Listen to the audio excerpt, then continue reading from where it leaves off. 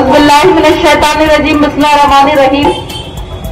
अस्सलाम वालेकुम व रहमतुल्लाहि व बरकातुहू।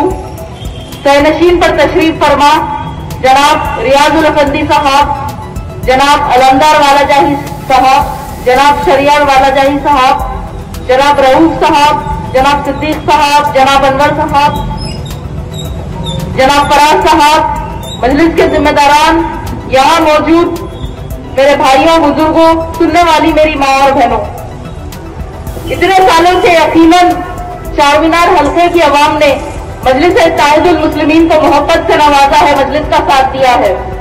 फिर से 30 नवंबर के दिन आप लोगों को इत्तेहाद का सबूत देना होगा। ये जो आजकल के लोग हैं वो हमारी गिनती में भी नहीं है, उनकी पूरी साजिशें नाकामयाब होगी। आज पूरे मुल्क में मजलिस इत्तेहादुल मुस्लिमीन अपनी एक अलग सियासी शिनाख्त रखती है। हमारा मुकाबला फिरका परस्ती से है, हमारा मुकाबला जालिमों से है, हमारा मुकाबला भेड़ूबियों से है।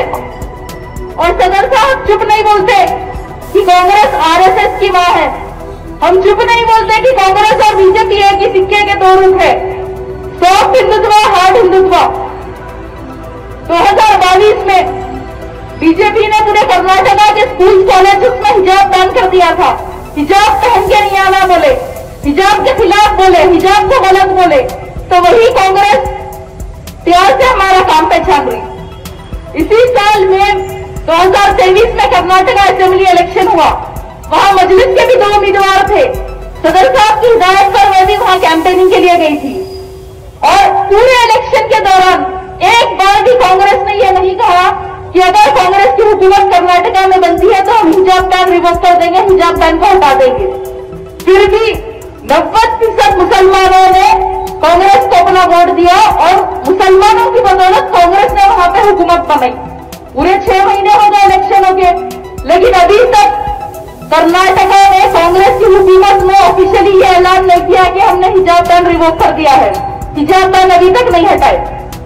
फिर परसों एक नोटिफिकेशन जारी हुआ कर्नाटका में, पूरे जो है कर्नाटका के जॉब एंट्रेंस एग्जाम्स में हेड कवर बैन, मतलब सर को और कान को कवर करने वाली पूरी चीजें बैन।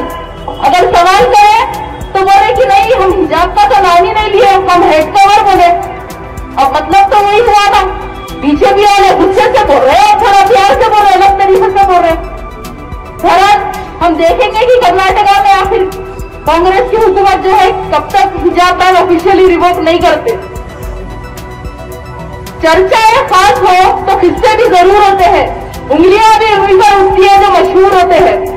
पूरे तेलंगाना इलेक्शन में सब खाली ओवैसी ओवैसी ओवैसी ओवैसी कर रहे। पूरे सवालात मजलिस से, पूरे सवालात सदर साहब से, टीआरएस से कोई सवाल नहीं कर रहा कि आप किसको टिकट दिए, इनको टिकट नहीं दिए तो क्यों नहीं दिए, उनको टिकट क्यों नहीं दिए।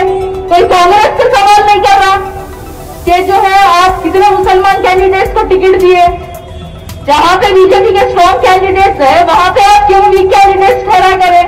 कोई बीजेपी से सवाल नहीं कर रहा, कोई छोटी मोटी पार्टी से सवाल नहीं कर रहे, कोई इंडिपेंडेंट कैंडिडेट से सवाल नहीं कर रहे कि आप क्यों वोट काट रहे, लेकिन मजलिस से सवाल कर रहे, सदर साहब से सवाल कर रहे। अब लोगों का मुखालिफिन का ये पूछना है कि अरे भाई मजलिस जो है पूरे तेलंगाना इलेक्शन में 9 सीटों पर अपने उम्मीदवार खड़ा करे, तो सदर साहब का फैसला है, वो सोच समझ कर फैसला लेते, वो अपने जाती मकाम को नहीं देखते, वो कौम मिल्लत का फायदा देखते, कौम मिल्लत के फायदे के लिए काम करते। बराबर आज 7 एमएलए होंगे तो पूरे तेलंगाना में हमारे, लेकिन 7 एमएलए सब पर भारी है ना, पूरा काम बराबर होता, कोई चीज की कमी नहीं है। दूसरे स्टेट से कंपेयर करें तो हम यहाँ पे इज्जत से शान पकड़ से रहते। भाई उत्तर प्रदेश में 403 असेंबली सीट है, यहाँ पे सिर्फ 119 है। अगर बिहार में हम अपने उम्मीदवार खड़ा करें तो क्या वहां कामयाब नहीं हुए।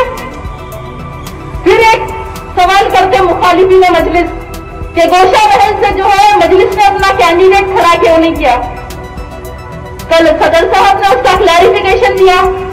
मजलिस को कोई वोट कटवा बनने का शौक नहीं है।